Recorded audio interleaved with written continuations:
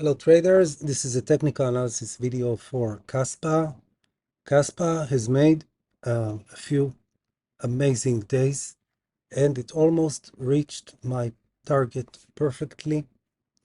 I refer you to my TradingView post of July 4th and the all-time high video that I did.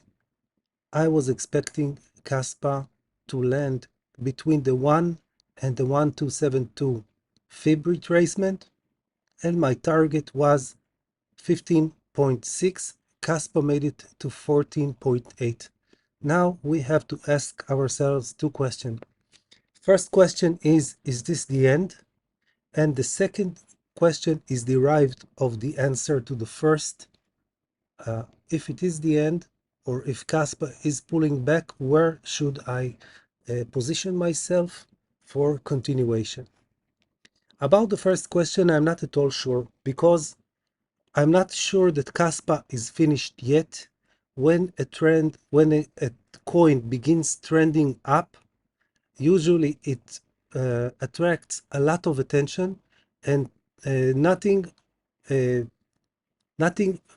makes success like a success. Meaning that when a coin is successful, everyone wants to try and trade it. So it could certainly go higher, in my opinion. We don't have any evidence of a retracement yet. The market structure is intact. So it is completely possible that Kaspa will continue up. Regardless, if you are in a long position on Kaspa, the best thing you can do is take some profit now that Kaspa is at resistance. Also, I know that the exchanges are updating the funding rates for Kaspa every 2 hours or every 3 hours. Usually, when this happens, it means that there is a lot of interest in the coin, but it could go either way. So the best thing you can do is take profit and move your stop loss to entry.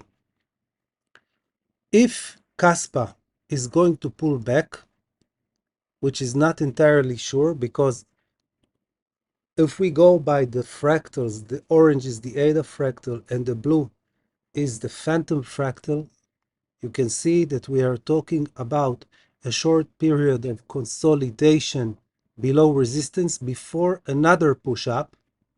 So it is completely possible that Kaspa will consolidate below this resistance, and suddenly we will see another push up, because it could go unto 23.7, I think.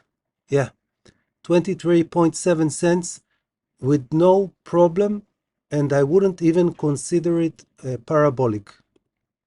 Okay? But if we are talking about pullbacks, then we have a few options. We have a few high probability zones that we can position ourselves for a possible pullback. First of all, we have a trend line. This trend line you can draw yourself on your chart. It is a valid trend line. First touch is on May 23rd, second touch June 6th, third touch, fourth touch on October 13th, 14th, and this is, I don't consider these candles as a touch, okay, but still it's a valid trend line, and I'm positive that Kaspa will obey this trend line. Second, we have a daily demand zone. Now, there are a few ways to draw a demand zone. It is a subject for a different video, but if you're interested, of course, I will record one. But when an asset is bullish, what you do is usually you broaden your demand zone, especially if you intend to buy spot. If you intend to buy spot, then you are not leveraged and you are less vulnerable to price fluctuations. In this case, the proximal line is at 9.3 cents. and the distal line is at 7.7 cents. This is a high probability turnaround area because of the trend line and the demand zone. Also, another way to find targets, I remind you from the previous video that Kaspa is usually pulling back a very shallow between the 0.382 fib retracement and the 0.5. So if we pull a fib, I'm pulling it body to body. I'm ignoring the wicks. Then the 0.382 is inside the demand zone and close to the trend line. It gives us a lot of confluence at around 8.22 cents. And the 0.5 is just a bit lower than the demand zone at 7.23. These are high confluence demand zones. Kaspa is obeying the Fibonacci levels very, very well. So this is where you can look for reversals.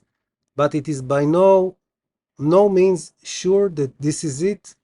I think it's completely possible that we'll make it to the upper target to 23.7 before we will see a significant pullback.